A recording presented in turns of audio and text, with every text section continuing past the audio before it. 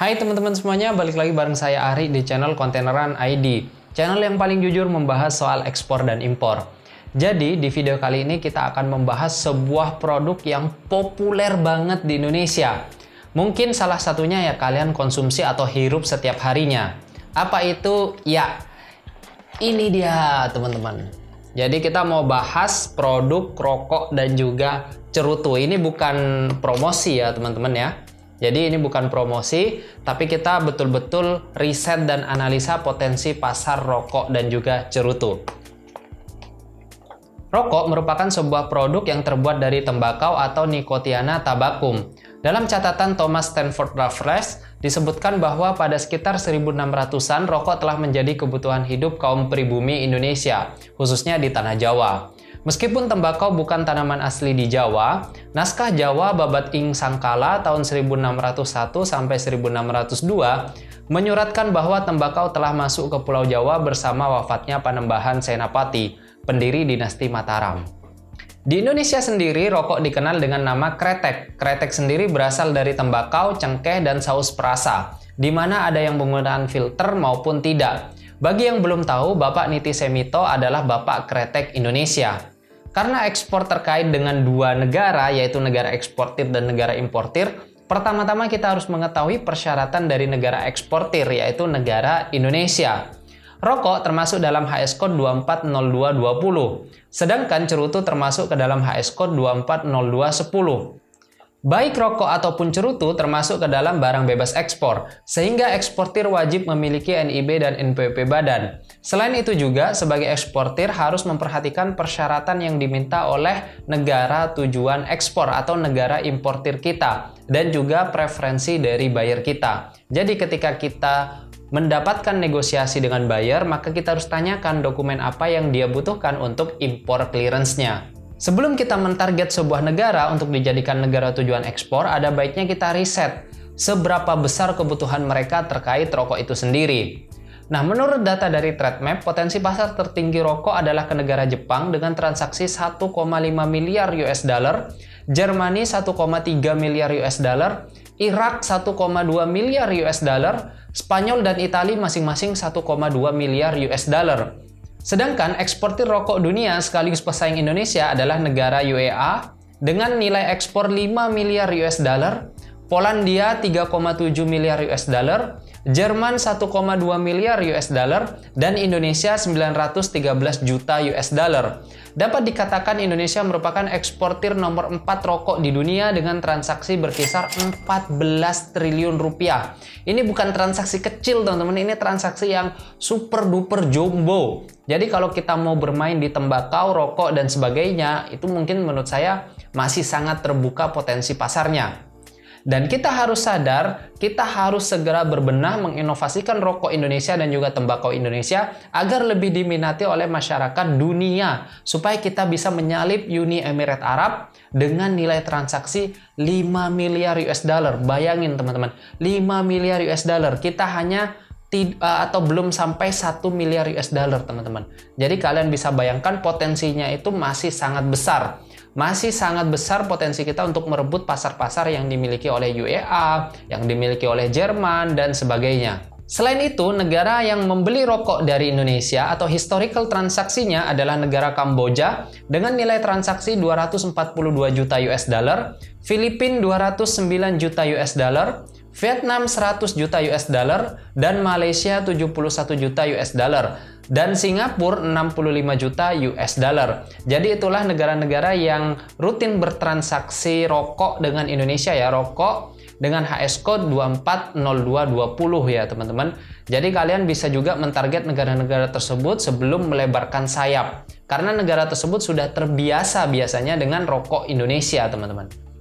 Nah, gimana nih kalau cerutu? Untuk cerutu sendiri, potensi pasar tertinggi adalah ke negara Amerika dengan potensi pasar 1,4 miliar US dollar, Jerman 202 juta US dollar, Italia 183 juta US dollar, Prancis 169 juta US dollar, Spanyol 146 juta US dollar. Sedangkan eksportir cerutu dunia sekaligus para pesaing Indonesia adalah negara-negara Dominican Republic dengan nilai ekspor 1 miliar US dollar, Nicaragua 404 juta US dollar, Belgium 389 juta US dollar, Jerman 274 juta US dollar, dan Cuba 365 juta US dollar.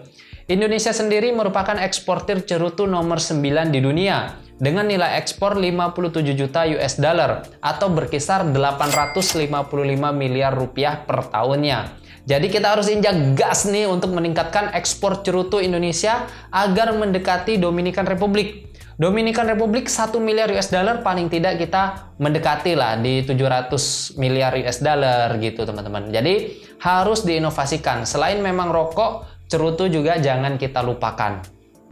Nah, jika kita sudah mengetahui data tersebut, kita bisa menentukan ingin mentarget negara tujuan ekspor yang mana. Misalnya kita punya produk rokok nih, dan kita ingin mentarget negara Jepang, karena menurut data, Jepang merupakan importir terbesar rokok dunia. Nah, kita wajib mengetahui bagaimana kondisi pasar Jepang dan syarat masuknya nih. Menurut data dari ITPC Osaka Jepang, perkembangan tren sigaret di Jepang dapat dilihat berdasarkan volume penjualan retail. Rokok yang mendominasi penjualan retail menurut Travel Tar adalah rokok dengan ultra low tar.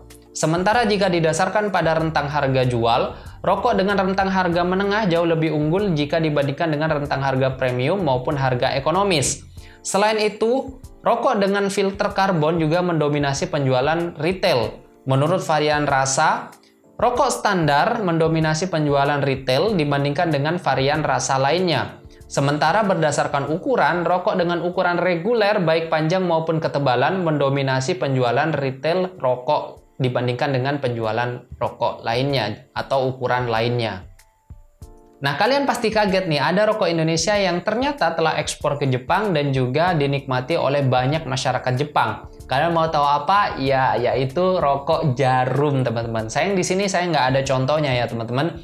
Jadi, rokok jarum yang diekspor ke Jepang adalah merek jarum dengan jarum black, jarum super, jarum Bali High, jarum splash, dan juga jarum mentol. Sebagian besar produk tersebut ditujukan untuk kalangan muda dan eksekutif dengan memposisikan produk sebagai produk yang inovatif dan kreatif. Produk jarum dikenal dengan keunikan rasanya antara tembakau, cengkeh, dan aroma yang khas. Sementara itu, Mevius yang merupakan produk rokok nomor 1 di Jepang lebih dikenal dengan rasa yang halus, perpaduan tembakau yang unik, serta filter arang yang membuat produk tersebut sangat populer di kalangan konsumen Jepang. Dari sisi tampilan desain kemasan, maka terlihat perbedaan yang cukup signifikan antara produk-produk jarum dan Mevius. Mevius yang termasuk produk dengan harga yang menengah, dibuat dengan tampilan yang lebih elegan, yang menampilkan kesan profesional seperti produk premium. Sejalan dengan Mevius, kemasan Marlboro dan juga Philip Morris yang merupakan produk premium juga menampilkan kesan yang elegan dan profesional. Nah, jika kalian ingin mengembangkan pasar rokok ke pasar Jepang, kalian juga harus memperhatikan desain kemasannya nih. Kalian juga harus membuat desain kemasan yang disukai oleh masyarakat Jepang. Kalian bisa memperbaharuinya tergantung ya. Jadi kalau di masyarakat Jepang kan dia ingin rokok yang terlihat profesional dan juga elegan. Jadi kalian bisa mendesain kemasannya yang lebih profesional dan juga elegan ya teman-teman.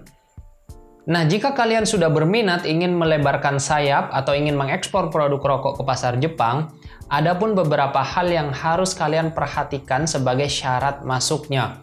Yang pertama adalah ketentuan peringatan kesehatan, pengemasan, dan pemberian label. Jadi di sini pemberian label atau aturannya sama dengan rokok Indonesia ya. Jadi peringatan bahayanya itu harus 30% dari kemasan. Jadi kurang lebih mirip dengan peraturan di Indonesia. Nah, sedangkan untuk perokoknya, untuk orang yang ingin membeli rokok di pasar Jepang itu harus berusia 20 tahun atau lebih, teman-teman. Kemudian yang kedua adalah ketentuan iklan dan sponsorship. Jadi di Jepang aturannya kurang lebih sama dengan Indonesia. Jadi iklan rokok dilarang untuk agresif, dilarang untuk menampilkan rokok itu sendiri. Jadi harus ditampilkan secara eksplisit. Juga kalian harus perhatikan ketika ingin menyewa billboard ya, atau iklan, jangan di dekat sekolah karena pasti kalian akan dikecam di sana. Jadi perhatikan dua hal tersebut. Kemudian yang ketiga adalah ketentuan level tar. Di Jepang tidak ada peraturan khusus tentang imbal hasil. Umumnya level tar dicetak dalam kemasan, tingkat tar juga digunakan oleh produsen sebagai penggerak penjualan. Sebagaimana tercermin dalam popularitas kategori rokok ultra rendah tar. sekitar 1-3 mg dan produk 1 mg tar. Nah, jika kita sudah mengetahui informasi dan juga data-data tersebut dan kita ingin melebarkan penjualan kita ke pasar Jepang, nah kalian juga harus perhatikan distribusi dan juga harga rokok di sana. Karena nggak semua orang bisa untuk mendapatkan rokok ini dan juga penjualan rokoknya tidak bisa di sembarang tempat. Jadi, penjualan rokok di Jepang menggunakan vending machine yang bernama Taspo, teman-teman. Jadi customer harus membuat yang namanya kartu Taspo dan kemudian dia akan diverifikasi usianya. Apakah usia dia sudah melewati 20 tahun atau kurang daripada itu. Setelah dia mendapatkan kartu Taspo tersebut baru dia bisa membeli yang namanya rokok, teman-teman. Jadi sangat ketat ya untuk di Jepang.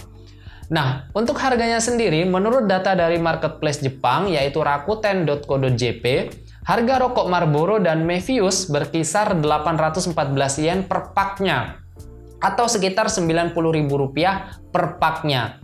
Sedangkan pada liputan YouTuber @JacobFuckingJones terdapat beberapa perbedaan harga ketika membeli di Taspo, yaitu Marlboro berkisar 600 yen per pak atau berkisar Rp65.000, sedangkan Mevius harganya 580 yen per pak atau berkisar Rp62.000 per paknya, per satu pak seperti ini, teman-teman. Nah, tentu dari harga tersebut yang sudah beredar di pasar Jepang ya, jangan kalian anggap harga itu harga kita ekspor. Tapi harga Rp65.000, Rp62.000 itu adalah harga yang sudah beredar di pasar Jepang. Nah, pertanyaan besarnya adalah berapa mereka mengimpor rokok tersebut, harga mereka impor atau harga mereka membeli dari Indonesia. Jawabannya kita bisa pakai rumus sederhana, yaitu bisa dibagi 4, dibagi 5, atau dibagi 3. Tergantung dari letak geografis seberapa jauh dengan Indonesia dan juga pajak-pajak dan biaya distribusi lainnya. Jadi kalau dalam hal rokok kita bisa lakukan dengan rumus dibagi 4 atau dibagi 3. Jadi 65.000 dibagi 4 berkisar 15.000 dan dibagi 5 berkisar 12.000. Jadi harga rokok di Jepang berkisar 12.000 sampai 15.000 rupiah kalau kita mau ekspor rokok tersebut. Jadi kita ekspor harganya 12 sampai 15.000, mereka jualnya berkisar Rp60.000 per paknya. Jadi kurang lebih seperti itu mengenai penjelasan bagaimana distribusi rokok, harganya, syaratnya, dan juga potensi pasarnya. Kalian bisa tentukan sendiri, kalian mau mengembangkan potensi rokok di Indonesia atau enggak, teman-teman. Nah, selain itu, kalian juga kalau sudah tertarik dan kalian sudah buat barangnya yang sudah sesuai dengan pasar Jepang, sudah mengikuti aturan-aturan yang akan diberlakukan di pasar Jepang, maka kalian bisa tawarkan ke buyer berikut ini. Good luck ya teman-teman semuanya. Jangan lupa kalau kalian ingin booking kontainer bisa cek di www.containeran.id. Butuh konsultan ekspor bisa cek di deskripsi ya. Terima kasih sudah menonton video ini. Jangan lupa like, komen, dan subscribe serta aktifkan loncengnya. Thank you. Bye.